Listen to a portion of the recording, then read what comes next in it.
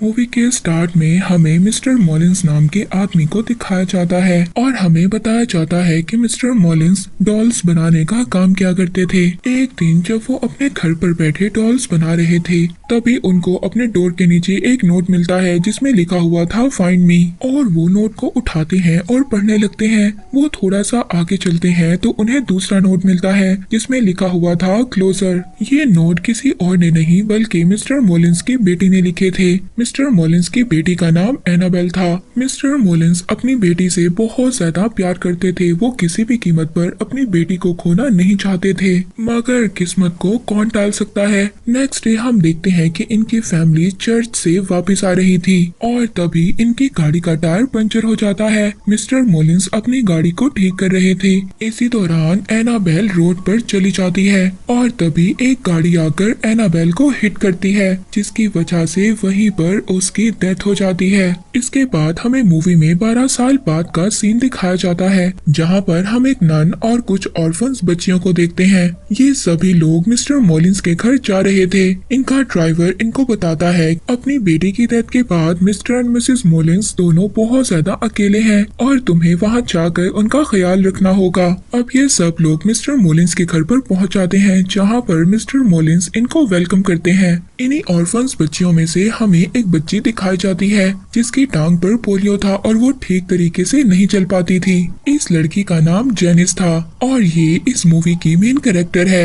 Mister मॉलिंस का घर बहुत ज्यादा बड़ा था। सब लड़कियां मिस्टर मॉलिंस के घर को देखती हैं और बहुत ज्यादा खुश होती हैं। मिस्टर मॉलिंस उनको बताते हैं कि उनका रूम फर्स्ट फ्लोर पर है, लेकिन तभी सिस्टर मिस्टर मॉलिंस से कहती है कि जेनिस चल नहीं पाती, इसलिए मैं और जेनिस नीचे वाले रूम में ही रहेंगे। पर वहाँ पर मिस्टर मॉलिंस उनको एक ऑटोमेटिक चेयर दिखाते हैं जो उन्होंने अपनी वाइफ के लिए बनवाई थी। जेनिस उस चेयर पर बैठती है और बहुत ही आराम से ऊपर पहुंच जाती है, मगर तभी जेनिस के पीछे एक परछाई थी और वो परछाई फिर अचानक से गायब हो जाती है। सभी लड़कियां बहुत ज्यादा एक्साइटेड थी। वो लड़कियां रूम में आती हैं और सभी अपना बेड चूज करने लगती हैं। वहीं पर जेनिस रूम के बाहर देखती है, जहां पर 5 साल, 6 साल और 7 साल लिखा हुआ था। तभी मिस्टर मॉलिंस जेनिस के पास आते हैं और उसे कहते हैं कि ये रूम हमेशा बंद रहेगा, इसको खोलने की कोशिश कभी मत करना। इसके बाद हम नन यानी के सिस्टर को देखते हैं जो अपने सामान को खोल रही थी। तभी वो वहाँ पर एक सीक्रेट विंडो को देखती हैं जिसके अंदर लिफ्ट लगी हुई थी। अब विंडो के अंदर लिफ्ट लगी हुई थी, ये काफी ज्यादा अजीब बात थी। अब सिस्टर उस विंडो को बंद करती है, लेकिन वो विंडो खुद से दोबारा खुल जाती है। सिस्टर दोबारा से उस विंडो को बंद करती है, लेकिन वो विंडो दोबारा खुल जाती है। पर तभी सिस्टर के पास एक लड़की आती है। वो आकर सिस्टर से परमिशन मांगती है कि वो बाहर जाकर खेल सकती हैं। सिस्टर सभी लड़कियों को परमिशन दे देती है और अब सब बच्चियां बाहर जाकर खेलने लगती हैं। यही सब कुछ जेनिस अपनी विंडो से देख रही थी। वो बहुत ज्यादा उदास हो जाती है क्योंकि वो चल नहीं सकती थी और ना ही इस तरह खेल सकती थी। अब रात को सब मिलकर डिनर करते हैं। तभी हम वहाँ पर मिस्टर मॉलिंस की वाइफ को देखते हैं, मगर तभी वहाँ पर डोर बंद हो जाता है। अब जब रात हो जाती है तो रात को जेनिस को वही नोट मिलता है जिस नोट पर लिखा हुआ था फाइंड मी। ये एग्जैक्ट बिल्कुल वैसा ही नोट था जैसा मिस्टर मॉलिंस की बेटी एनाबेल उनको दिया करती थी, मगर एनाबेल तो मर चुकी थी। और ये फिर कौन था जो जेनिस को ये नोट लिख रहा था। जेनिस उसी नोट को फॉलो करते हुए उस रूम तक पहुंच जाती है जिस रूम में मिस्टर मॉलिंस ने उसको जाने से मना किया था। जेनिस अब उस रूम में आ जाती है, जहां पर वो देखती है कि बहुत सारी डॉल्स पड़ी थी और वहीं पर एक छोटा सा डॉल हाउस भी था जो कि बिल्कुल कॉपी था मिस्टर मॉलिंस के हाउस जैसा। और तभी जेनिस को उस घर से एक चाबी मिलती है।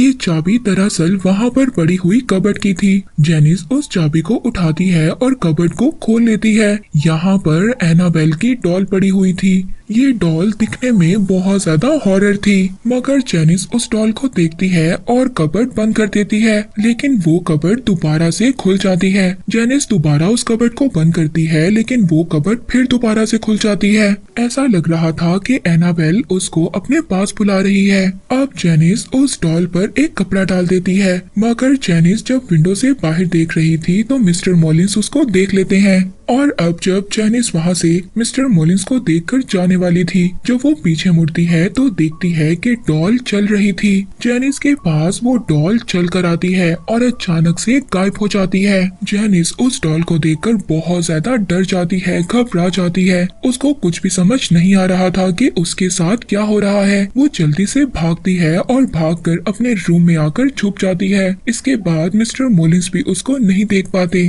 नेक्स्ट डे हम देखते हैं कि सब लड़कियां बाहर खेल रही थी, मगर जैनिस सिस्टर को कन्फ्रंट करती है कि वो रात को उसी रूम में गई थी जहाँ पर मिस्टर मॉलिन्स ने उसको जाने से मना किया था। सिस्टर जैनिस को समझाती है कि हम मिस्टर मॉलिन्स के घर पर रहते हैं और हमें उनके सभी रूल्स को फॉलो करना होगा। इसके बाद हम इन ऑर्फन बच्चियों में से सबसे छोटी बच्ची को देखते हैं। वो खेलते हुए सीढ़ियों के बेसमेंट में छुपने के लिए चली जाती है, जहाँ पर उसको वो ही एनाबेल डॉल मिलती है। वो डॉल को घूर कर देखती है, मगर तभी कोई साया उसकी तरफ बढ़ता है और वो डॉल अचानक से गायब हो जाती है। वो बच्ची बहुत ज्यादा डर जाती है और डर कर बेसमेंट से बाहर गिर जाती है। वहाँ पर सभी लड़कियाँ उसको देखकर उसका मजाक बनाती हैं, मगर तभी मिस्टर मॉलिन्स अब वो सीक्रेट विंडो को बंद कर देते हैं ताकि वहाँ पर कोई और ना जाए। इसके बाद रात हो जाती है। रात को हम दो लड़कियों को देखते हैं जो अपने ऊपर चादर लेकर टॉर्च लेकर बातें कर रही थी कि मिस्टर मॉलिन्स की वाइफ कितनी ज्यादा अजीब है। वो पूरा दिन बेड पर रहती हैं और रात को शिकार करने के लिए निकल जाती हैं। अब जैसे ही ये बातें कर रही थी, मगर तभी इनको यहाँ पर आवाज आती है किसी के जलने की। ये दोनों ये समझ रही थी कि शायद मिस्टर मॉलिन्स की ये आवाज है, मगर तभी अचानक से इनकी टॉर्च बंद हो जाती है और एक बहुत ही डरावना साया इनको अपनी तरफ खींचता है, जिसकी वजह से ये बहुत ज्यादा डर जाती हैं और चीखती हैं। इन दोनों के चीखें सुनकर यहाँ पर सभी लोग आ जाते हैं। इन दोनों लड़कियों में से एक लड़की मिस्टर मॉलिन्स से कहती है कि मैंने आपकी वाइफ को देखा है। मिस्टर मॉलिन्स कहते हैं कि ऐसा पॉसिबल ही नहीं हो सकता, क्योंकि उनकी वाइफ तो कभी चल ही नहीं सकती। इसके बाद हम देखते हैं कि सिस्टर मिसेस मॉलिन्स के रूम में जाती है उनकी बेटी की डेथ का अफसोस करने। यहाँ पर हम मिसेस मॉलिन्स को पहली बार देखते हैं। वो हमेशा मास्क पहनकर रखती थी। वो ऐसा क्यों करती थी ये बात हमें आगे जाकर पता चलेगी। और हम देखते हैं कि ये सारी बातें जैनिस बाहर खड़ी सुन रही थी। जैनिस वहीं पर एनाबेल और उसकी डॉल की पिक्चर को देखती है और उसको उतार कर वो अपने पास रख लेती है। इसके बाद रात को दोबारा से जैनिस उसी रूम में जाती है, मगर इस बार उसके साथ वो छोटी बच्ची भी होती है। वहाँ पर वो छोटी बच्ची उस एनाबेल की डॉल पर कोई टॉय फेंकती है, जिससे वो डॉल उसको बहुत ज्यादा गुस्से से देखती है। वो छोटी बच्ची लिंडा ये सब कुछ देखकर बहुत ज्यादा डर जाती है और वहाँ से चली जाती है, लेकिन जैनिस अभी भी इसी रूम में थी। जैनिस को वहाँ पर एनाबेल नजर आती है। ये एनाबेल नहीं, ये एनाबेल की सोल थी जो एक मिरर की तरफ देख रही थी। जैनिस एनाबेल से कहती है कि बताओ तुम्हें क्या चाहिए, मैं तुम्हारी मदद कर सकती हूँ, बताओ मुझे क्या चाहिए। और अब जैसे ही जैनिस की बातें एनाबेल सुनती है, एनाबेल पीछे मुड़ती है और मुड़कर बोलती है। उसका फेस पूरी तरह से खराब था।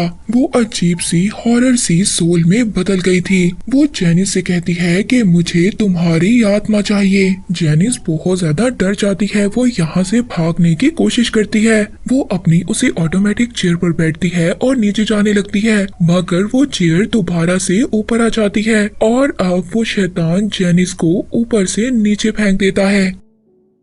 अब इसी तरह सुबह हो जाती है। सुबह को मिस्टर मॉलिन्स जैनिस का इलाज करवाते हैं। जैनिस सिस्टर को बताती है कि इस घर में कोई शैतान है जो मुझे मारने की कोशिश कर रहा है, क्योंकि मैं सबसे ज्यादा कमजोर हूँ। मेरी सोल सबसे ज्यादा वीक है। सिस्टर जैनिस को समझाती है कि तुम्हारी बॉडी जरूर वीक है, लेकिन तुम्हारी सोल बिल्कुल भी वीक नहीं है, वो हमसे भी ज्यादा स्ट्रॉन्ग है। इसके बाद हम देखते हैं कि रात को लिंडा को उसी रूम से आवाज आती है। वो उसी रूम के पास जाती है और पास जाकर वो बाहर ही से देखती है। वो देखती है कि वो डॉल चेयर पर बैठकर झूले ले रही थी। ये बहुत ज्यादा अजीब था। वो बहुत ज्यादा डर जाती है, मगर लिंडा फिर भी देखना चाहती थी क्या इस रूम में वाकई ही कोई शैतान है। वो अपनी टॉय गन से एक रस्सी बांधती है और उस रूम की तरफ करती है, मगर तभी वो शैतान उसकी वो टॉय गन छीन लेता है। लिंडा बहुत ज्यादा डर जाती है और डर कर अपने बेड पर जाकर छुप जाती है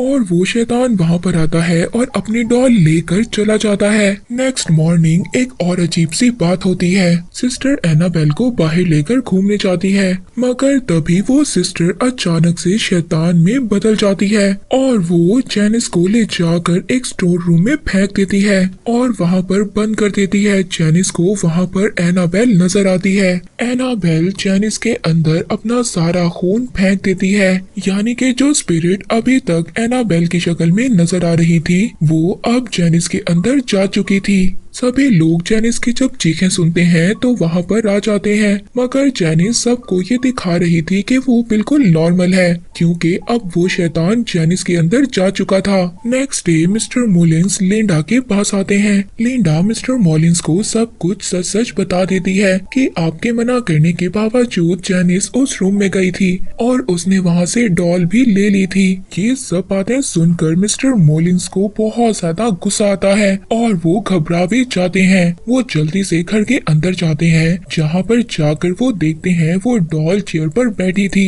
और साथ ही वहाँ पर उनको अब एक नोट भी मिलता है जिसमें लिखा हुआ था कि डैडी मैंने आपको ढूंढ लिया है। पर तभी वहाँ पर मिस्टर मोलिन्स को जेनिस भी नजर आती है। मिस्टर मोलिन्स जेनिस से पूछते हैं कि मैंने तुम्हें मना किया था उस रूम में नहीं जाना, मगर तभी जेनिस अंधेरे में जाकर गायब हो जाती है और उसकी बॉडी से कोई अजीब सी चीज बाहर आती है। ये वही शैतान था जो जेनिस के अंदर था। मिस्टर मोलिन्स उसकी तरफ क्रॉस का साइन करते हैं, मगर अब वो शैतान एक एक कर मिस्टर मोलिन्स की फिंगर्स को तोड़ देता है और इसके बाद मिस्टर मोलिन्स को भी मार देता है। बेचारे मिस्टर मोलिन्स की भी अब डेथ हो गई थी। सिस्टर जल्दी से जब मिस्टर मोलिन्स की चीख को सुनती है तो अंदर आती है। वो आकर देखती है कि मिस्टर मोलिन्स की बॉडी अजीब सी हालत में पड़ी थी। ऐसा लग रहा था कि उस शैतान ने मिस्टर मोलिन्स की बॉडी का सारा खून चूस लिया है। अब ये इंसिडेंट देखकर सब लड़कियां बहुत ज्यादा डर जाती हैं। लिंडा अब ये डिसाइड करती है कि ये डॉल को फेंक देगी। ये उसी रात उस डॉल को पास कुएं में फेंकने जाती है, मगर सिस्टर उसको जाते हुए देख लेती है। लिंडा उस डॉल को फेंक कर नीचे झुककर देख रही थी, मगर तभी कोई अचानक से चीज उसको अपनी तरफ खींच रही थी। मगर यहाँ पर लिंडा की किस्मत अच्छी थी। सिस्टर आती है और उसको बचा लेती है। लिंडा और सिस्टर दोनों भागकर घर के अंदर आती हैं, जहाँ पर वो देखती हैं कि जेनिस गायब थी और डॉल बेड पर पड़ी हुई थी। सिस्टर को कुछ भी समझ नहीं आ रहा था कि इस घर में क्या हो रहा है। सिस्टर मिसेस मोलिन्स के पास जाती है और जाकर पूछती है कि इस घर में क्या है, ये सब कुछ क्या हो रहा है, क्या इस घर में कोई ब्लैक पावर है जो सबको मार रही है। यहाँ पर सच्चाई पता चलती है। मिसेस मोलिन्स बताती हैं कि उनकी बेटी की डेथ के बाद वो दोनों बहुत ज्यादा अकेले हो गए थे, इसीलिए उन्होंने फैसला किया कि वो अपनी बेटी को वापस लाएंगे। इसके लिए उन्हें चाहे कुछ भी करना पड़े, लेकिन ये नुकसान इतना ज्यादा बड़ा होगा उन्होंने कभी भी नहीं सोचा था। उन्होंने गलत पावर्स का यूज किया अपनी बेटी को बुलाने के लिए और उनकी बेटी वापस आ भी गई और हम दोनों बहुत ज्यादा खुश हो गए थे। मगर तभी हमें पता चला कि वो हमारी बेटी एनाबेल नहीं बल्कि कोई शैतान है जिसने हमारी बेटी की सोल को कैद कर लिया है। वो शैतान हमारी बेटी की शक्ल में दुनिया में आना चाहता था और जब हमें इस बात का पता चला तो मैंने क्रॉस का साइन दिखाकर उस शैतान को वापस भेजने की कोशिश की, लेकिन वो शैतान बहुत ज्यादा पावरफुल था। उसने मिसेस मोलिन्स पर अटैक किया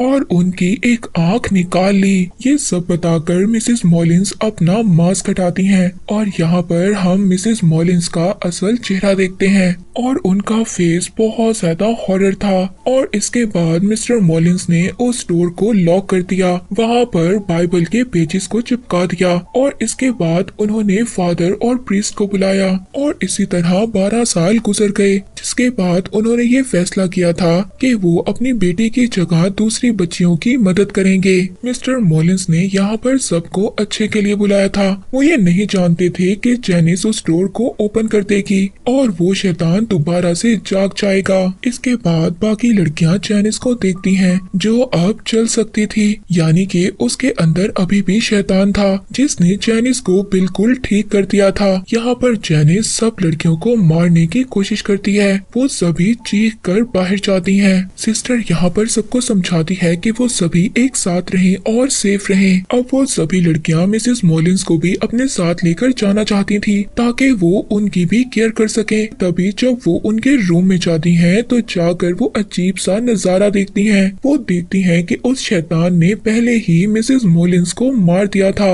और मार कर उनकी आधी बॉडी को दीवार पर लटका दिया था। ये देखकर सभी लड़कियां बहुत ज्यादा डर जाती हैं। वो चीखती हैं और बाहर चली जाती हैं। सिस्टर वहाँ पर लिंडा और दूसरी बच्ची को बचाने जाती है, मगर तभी वहाँ पर जैनिस भी आ जाती है। सिस्टर जैनिस के सामने बाइबल पढ़ने लगती है। तभी जैनिस सिस्टर को उठाकर एक मिरर में दे मारती है, जिसके बाद जैनिस के अंदर जो शैतान था वो वहाँ पर सभी लड़कियों को तंग करने लगता है। इन्हीं में से एक लड़की कॉटेज में जाकर छुप जाती है। तभी वहाँ पर शैतान उसको मारने की कोशिश करता है। दूसरी तरफ लिंडा जैनिस से बचने की कोशिश कर रही थी। जैनिस लिंडा के पीछे थी और उसको मारना चाहती थी। लिंडा तभी उस सीक्रेट विंडो को ओपन करती है जिसमें वो देखती है कि मिसेस मॉलिन्स जो मर चुकी थी मगर अब उनकी बॉडी में जान आ गई थी और वो लिंडा की तरफ आ रही थी। जल्दी से लिंडा उस विंडो को बंद कर देती है। सिस्टर लिंडा को बचाने के लिए आ जाती हैं। जैनिस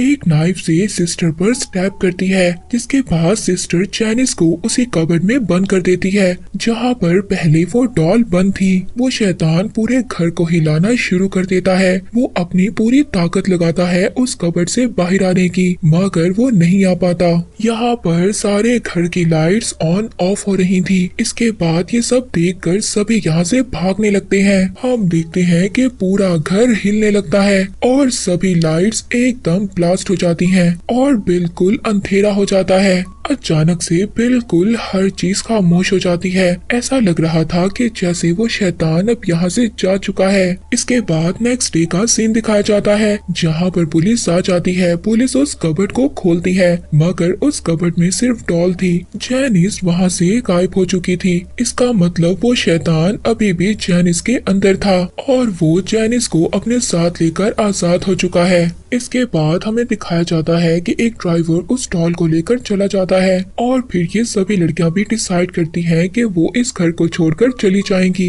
इसके बाद हमें कुछ टाइम बाद का सीन दिखाया जाता है जहां पर हमें कपल को देखते हैं। वो ऑर्फन हाउस से एक लड़की को अडॉप्ट करने आए थे और ये लड़की कोई और नहीं जैनिस थी, जिसका पाँव भी बिल्कुल ठीक हो चुका था। इसका मतलब अभी भी शैतान उस जैनिस के अंदर था। हमें इसके बाद जैनिस को बड़ा होते हुए दिखाया जाता है। 12 साल बाद हम देखते हैं कि जैनिस अब बड़ी हो चुकी है। उसके पेरेंट्स को उसकी आवाज सुनाई देती है। उसके फादर जैनिस को चेक करने के लिए जाते हैं मगर तभी वो अपने फादर का गला काट देती है और इसके बाद वो अपनी मदर को भी मार देती है और यही आवाजें सुनकर इनकी नेबर जाग जाती है और इसी के साथ ये मूवी यहीं पर एंड हो जाती है।